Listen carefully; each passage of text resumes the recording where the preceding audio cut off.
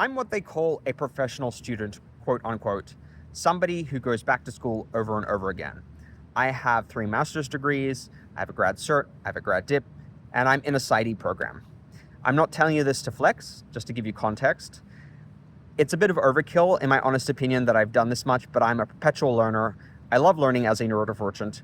But one thing that I've noticed consistently across all my experiences is that the way institutions like to teach me is not the way I like to learn. I'm more of a kinesthetic learner. I like to be hands-on. I like to do rather than have somebody stand at a lecture podium and just talk at me, monologuing while showing slides. To me, that's not a great learning experience, but it is the learning experience that prevails across much of higher education. And there are studies that indicate that it is not the number one most effective way to learn, but still, institutions persist in using this format. Probably because it works to an extent in terms of conserving energy on the behalf of the teacher or the lecturer. Getting them to involve students more actively requires a lot more work, a lot more labor, whether physical or cognitive. And honestly, I think most people don't want to do that kind of labor. Really engaged teachers will involve their students, will get them to actively participate in the learning experience. But for the most part, curriculums are designed around this lecture format and around writing essays. Personally speaking, I do like writing essays because it gives me a chance to master a concept, but it is very repetitive. I actually prefer to go and take a concept that I've learned and make it a creative work, like write a book about it. That's, again, another case of overkill on my behalf. I'm copping to it. But also, essays aren't necessarily the greatest way to learn either. They teach you how to critically analyze concepts and apply them and explore them. But again, a lot of that knowledge, is it applied knowledge? Can you use a lot of that? No. Critical thinking, yes, is an important skill to develop in our world. But I feel like a lot of our learning experiences begins and ends with that critical thinking.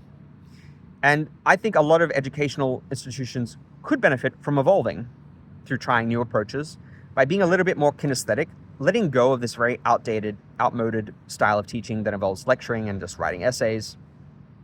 It is minimal effort to follow this format, and it does require a lot of pushing back against the status quo and a lot of work to revitalize our educational system. And I don't know if there's a lot of will there to do it. But I think as a neurodivergent person, and the fact that my style of learning does not align, it feels like I'm a canary in a coal mine. I'm speaking to a larger issue that a lot of students are disengaged by this format because it's not inclusive or involving or immersive or doesn't give them a chance to actually apply the knowledge that they're acquiring. We're being treated as receptacles and having information injected into us that we're then expected to internalize and then apply. I'm not an educator, so the formats that we could evolve toward, I can't provide any guidance on that. But all I can say is, as a neurodivergent, time and time again, I've come up against this situation where I'm expected to learn this one style. And I've learned to master it because I know it's expected of me, and my personal success in academic settings depends upon me adapting and learning the style that's expected of me. But inwardly, I'm always rolling my eyes because I'm like, cool, you're getting me to read a study. Okay, I'm using my critical analysis here to go through it. But the core of what I need to learn a lot of the time is the summary or the abstract. That is where the findings and the key information is. But then I'm being told to read through an 18-page document full of information that does not pertain to me and that I will never apply and never use. And my efficiency-oriented mind just goes, this is pointless. Why are you making me do this?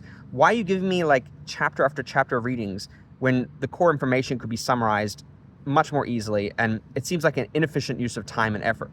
But again, there's this kind of belief that we have to develop critical thinking skills, and therefore we need to read the whole body of information, even if a lot of it is not actually useful, or we will even retain it. That's the thing.